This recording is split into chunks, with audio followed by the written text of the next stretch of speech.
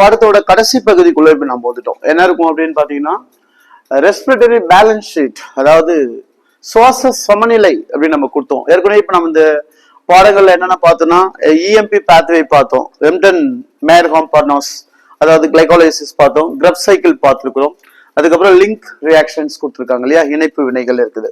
அதை நான் ஏற்கனவே சொன்னேன் எவ்வளவு ஏடிபிக்கல் ஒவ்வொன்றிலும் உருவாக்கப்படும் அப்படின்றது நம்ம சொன்னோம். இந்த கிளைகாலிசிஸ் அப்படின்னு பாத்தீங்க அப்படின்னா மொத்தமா அந்த ப்ராசஸிங்குள்ள போகும்போது எவ்வளவு ஏடிபிக்கள் உருவாக்கப்பட்டது, எவ்வளவு ஏடிபிக்கள் வந்து அதில் பயன்படுத்தப்பட்டது, கடைசியா அந்த ஏடிபியோட அளவு என்ன அப்படின்னு பாத்தீங்கன்னா கிளைகாலிசிஸ் அப்படின்னா 8 ஏடிபிக்கள் வந்து கொண்டிருக்கும்.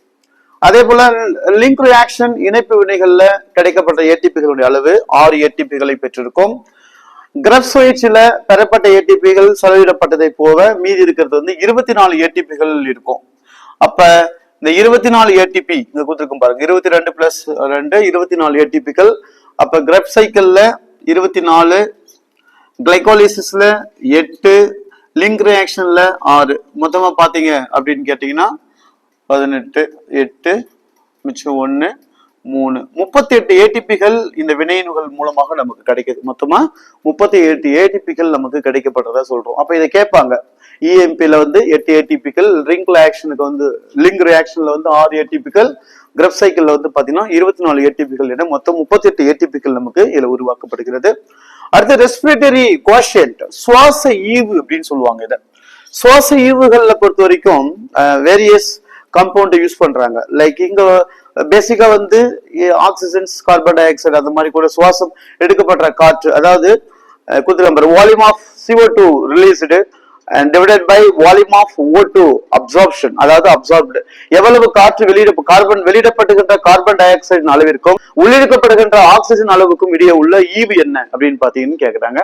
சோ அதுதான் நம்ம இந்த இடத்துல கொடுத்துருக்கிறோம். உள்ளிழுக்கப்பட்ட காற்றோட ஆக்சிஜனுடைய அளவு, வெளியிடப்படுகின்ற கார்பன் டை ஆக்சைடு அளவினுடைய சுவாச ஈவு எவ்வளவு அப்படின்னு கேட்டிருக்காங்க.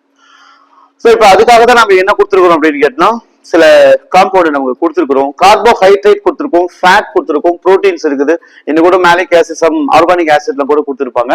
ஸோ இதெல்லாம் பேசிக்கா இதுல கேட்கறதுன்றதுனால நான் கொடுத்துருக்கேன். கார்போஹைட்ரேட்டை பொறுத்த வரைக்கும் ஈவுகள்ல பாருங்க, ஸோ ஈக்குவல் டு 1 அப்படின்னு இருக்கும். கார்போஹைட்ரேட்டோட அந்த ரெஸ்பிரேட்டரி கோஷியன்ட் சொல்லப்பட்ட சுவாச ஈவுனுடைய அளவு என்னன்னு கேட்டா 1.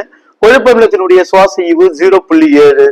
அதே போல புரதத்தினுடைய சுவாச ஈவு 0.8 முதல் 0.9 வரை வந்து பாத்தீங்கன்னா இந்த ஈவுகள் காணப்படுறத சொல்றோம். ஸோ ரெஸ்பிரேட்டரி கான்ஷியஸ் வந்து நிறைய டைம்ல கேட்கறாங்க, ஞாபகம் வச்சுக்கோங்க. கார்போஹைட்ரேட் அப்படின்னா 1, கொழுப்பு அப்படின்னு பார்க்கும்போது 0.7.